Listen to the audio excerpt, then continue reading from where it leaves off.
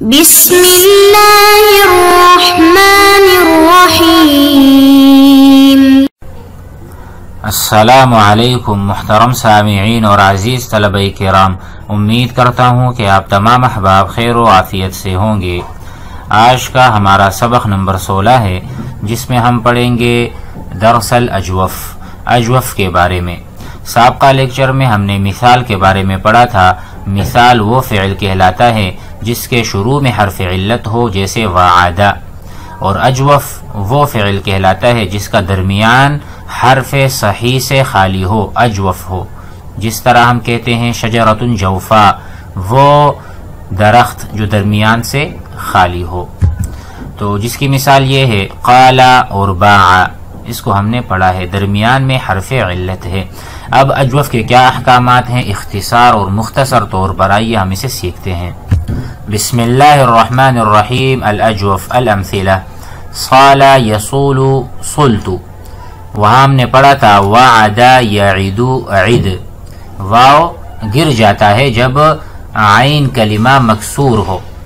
یہاں پر دیکھیں صال یصول، یہ بالکل اسی طرح آئے گا، ٹھیک ہے۔ یہاں پر آپ نے دیکھا کہ ابدال ہے، واو کو ہم نے الف سے بدلا ہے، یصول میں اعلال بالتسکین ہے، جس کو ہم نے پچھلے دروس میں پڑھا تھا۔ صلتو، یہاں پر حرف علت جب ہم تا لگاتے ہیں، تا الفاعل، تا المتکلم، تا المخاطب، تو یہاں پر گر جاتا ہے۔ اسی طرح غام یروم رمتو۔ اچھا، مال یمیل ملتو، یہاں پر کسرہ کیوں ہے؟ کیونکہ یہاں پر یا کو ہم نے حذف کیا ہے، تو یہ کسرہ جو ہے یا پر دلالت کرتا ہے، اس کو ہم بحث میں پڑھ لیں گے۔ عاش یعیش عشتو، یہاں پر بھی۔ اچھا، یہاں پر دیکھیں خاف یخاف خفتو، حار یحار حرتو۔ اب دیکھو خاف کیا تھا؟ خویفا، یخاف کیا تھا؟ یخوفو، تو یہاں خفتو پر کسرہ کیوں ہے؟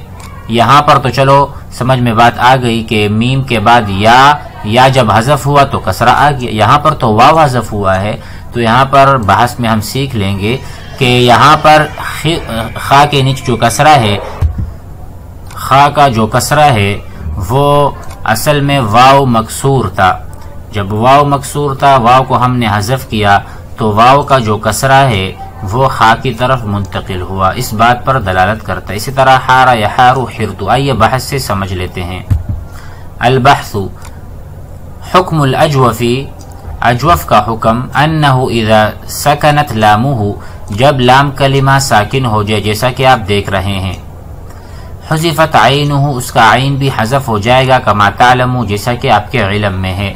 صلتو، قلتو، بعتو وغیرہ، ٹھیک ہے۔ نلتو، ولکنک اذا اردت، اگر آپ یہ ارادہ کریں، ان تعرف شیئا جدیدا، کہ آپ کوئی نئی چیز سیکھیں، عن الاجوفی، اجوف کے بارے میں، فانظر، تو دیکھیے، تجد الفعلین الاولین من باب نصارا، صال یصول اصل میں تھا صولا یصول، والفعلین مالا وعاشا من باب ضربہ، ٹھیک ہے۔ میلا یمیلو، عایشا یعیشو۔ وَإِذَا تَأَمَّلْتَ مَاضِي هَذِهِ الْأَفْعَالِ، ان افعال کی ماضی کو دیکھیں، بعد اسنادہ الى ضمیر الرفع المتحرک، جب اس فعل کو ہم مسند کرتے ہیں الى ضمیر الرفع، یعنی اس کی نسبت ہوتی ہے الى ضمائر الرفع المتحرکہ، جیسے آپ دیکھ رہے ہیں تو، اور یہاں پر آپ دیکھ رہے ہیں رأیت فاءہ، تو آپ اس کی فا کو دیکھیں گے، مضمومتاً، یہ مضمومہ ہوگی، اذا کان من باب نصارا، اگر یہ نصارا سے ہوگا، جیسے رمتو وصلتو، سواد کو دیکھیں۔ وہذہ ضمۃ وجدت، اور یہ ضمہ اس لیے ہے، لتدل، تاکہ یہ دلالت کرے، علی الواو التي حذفت منہ، اس واو پر جو اس کے درمیان سے حذف ہوا ہے۔ دوبارہ سنیے گا، یہ جو آپ دیکھ رہے ہیں سواد پر ضمہ ہے اور را پر بھی ضمہ ہے، یہ کس چیز پر دلالت کرتا ہے؟ اس بات پر دلالت کرتا ہے کہ سواد کے بعد واو تھا، واو جب حذف ہوا ہے تا ضمیر کی وجہ سے، تو یہ ضمہ اس پر دلالت کر رہا ہے۔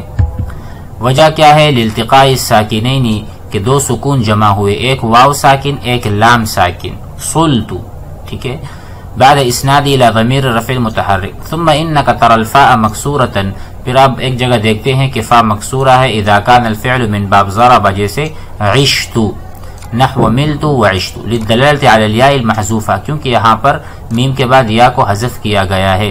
اما الفعلان الاخیرانی، اخیر میں جو دو فعل ہیں، فہما من باب فریحہ، و باب فریحہ سے ہے، فاصل خافا یخاف خویفا یخوف، واصل حار یحار حیرا یحیر، وترى عند اسناد ماضیہما، اور جب ماضی کا صیغہ ان دونوں میں سے ضمیر کی طرف یعنی تو یا تا کی طرف مسند ہو یا اس کی نسبت ہو، ان فاءہ تحرک بالکسر، تو یہاں پر فا جو ہے اس پر کسرہ آتا ہے، وهذه الحركة لم توضع للدلالة على الحرف المحذوف، تو یہ کسرہ اس لیے نہیں ہے کہ ان کے درمیان میں یا تھا اور وہ حذف ہوا اس وجہ سے، بلکہ وانما وضعت، بلکہ یہ اس لیے کسرہ ہم نے رکھا ہے، لتدل، تاکہ وہ دلالت کرے علی حرکت الحرف المحذوف۔ دیکھیں آپ یہاں پر کہ واو پر کسرہ ہے، جب یہ واو حذف ہو جاتا ہے خفتو میں، خفتو، تو اس لیے نہیں کہ یہاں پر یا تھا یا محذوف حذف ہوا تو یہاں پر کسرہ ہے، بلکہ واو پر کسرہ ہے تو اس حرکت کی طرف اشارہ ہے خفتو میں، نہ کہ واو کی طرف، لأنہ محرک بالکسر، کیونکہ وہاں پر حرکت کسرے کی تھی۔ قاعدہ اذا اسند الماضی الاجوف، جب فعل ماضی اجوف مسند ہو، اس کی اسناد کی جائے الی ضمیر رفع متحرک، یعنی رفع ضمیر تو تا کی طرف، حرکت فاؤہ، تو اس کے فا کو ہم حرکت دیں گے بالضم، ضمہ سے، جسے صمتو، قلتو وغیرہ۔